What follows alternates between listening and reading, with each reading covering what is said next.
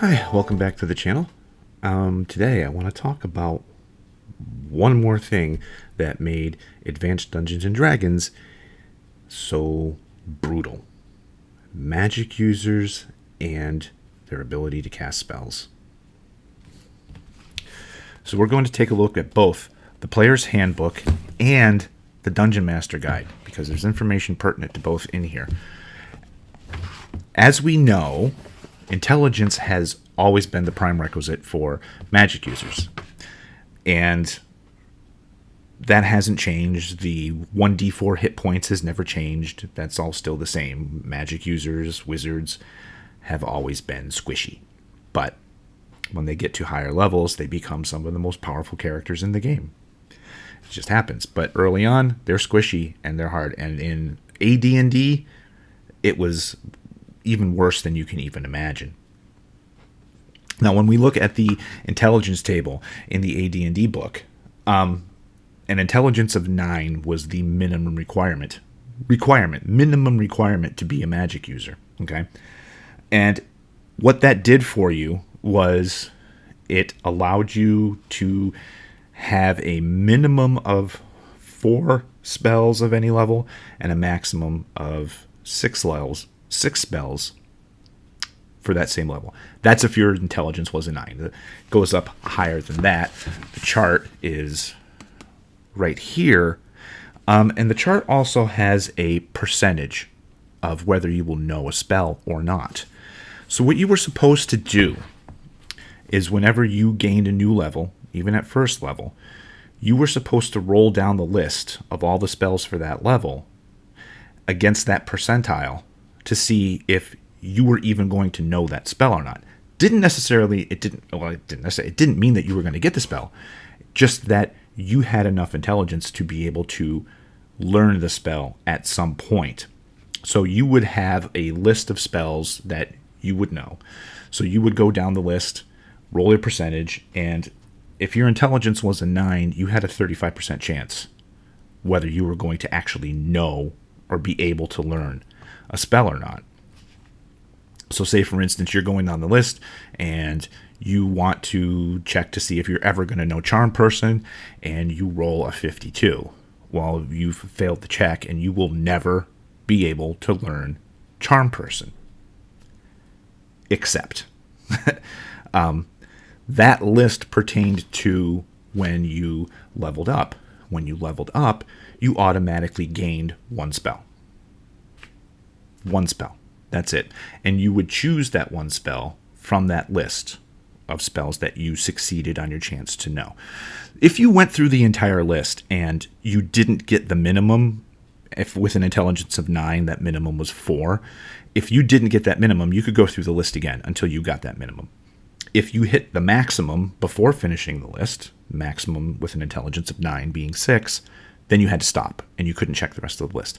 The rules are not specific in whether you check the list top to bottom in order, or whether you could jump around. So typically, I remember when I was a kid, we would jump around the list and say, oh, I want to see if I can know this one or this one or something or whatever. Now, that did not limit you in what spells you could have. Okay? When you started your character, when you first made your first level character, you got your spell book with spells in it already. And you had to take Read Magic. That was a mandatory. You started your spell book with 4 spells, regardless of what your intelligence is. 4 spells. One of them had to be Read Magic, because without Read Magic, you couldn't read scrolls. Scrolls was the only other way you were going to be able to learn any new spells. So if you found a scroll out in the wild, you could then copy the spell from the scroll into your book, and now you have an additional spell in your book. That was how things worked. Now, you couldn't just take any other spells at first level. You had to take Read Magic, but then you had a list, and this is in the Dungeon Master Guide. You had a list down here of offensive, defensive, and miscellaneous spells, and you had to choose 1 spell from each list. Those were your starting spells. Period. End of story. But So you were really super limited. And at first level, magic users could only cast one spell a day. One first level spell a day. That's it. So say you've prepared Burning Hands as your spell for the day. That's the only spell you could cast. You can only cast it once until you were able to spend time studying your spell book at night when you broke for camp or whatever. So say you found some scrolls and you got Charm Person. Now, remember my earlier example, you failed your check on Charm Person. You were never going to be able to learn Charm Person, but here you are with a scroll for Charm Person. Well, you could cast the spell directly off the scroll and it would work. Maybe, again, there was a % of chance of failure for doing that. But because you've got the scroll, you could now copy it into your book. So that's when I said, yeah, you failed your check, so you couldn't. Charm Person wasn't one of those spells you'd be able to get when you leveled up as your one spell for leveling up. But if you found a scroll in the wild, you could then put that Charm Person spell in there. Am I making sense? I think I'm making sense to me. I guess that's what matters. So yeah, being a magic user in AD&D was rough. It was hard. You could also borrow spells from other players. If they had a spell in their spell book that you wanted, you could negotiate some kind of trade and be able to copy it or whatever. That was permissible as well.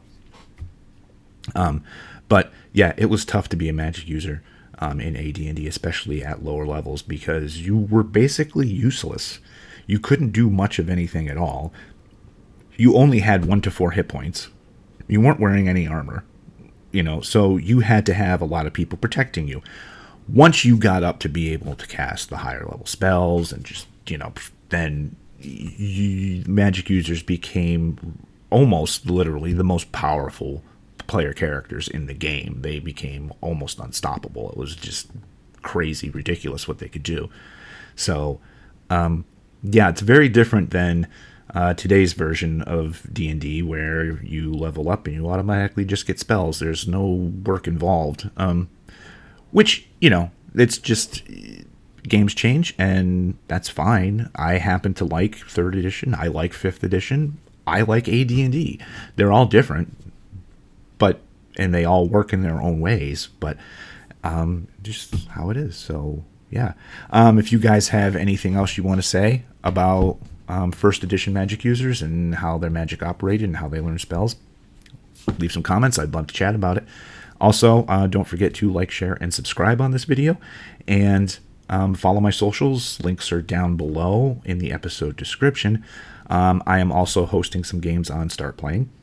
I am running a game called Heroes of Humblewood, which takes place in the Humblewood campaign for 5th edition, where you can play a furry woodland creature or some type of bird creature.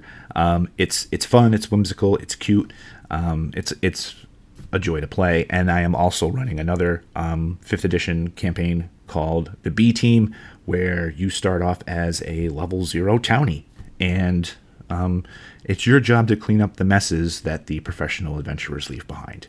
So come join me on Start Playing for those, and subscribe to my socials, and we will see you all next time for the next D&D Minute or crafting video or whatever it is I decide to do next.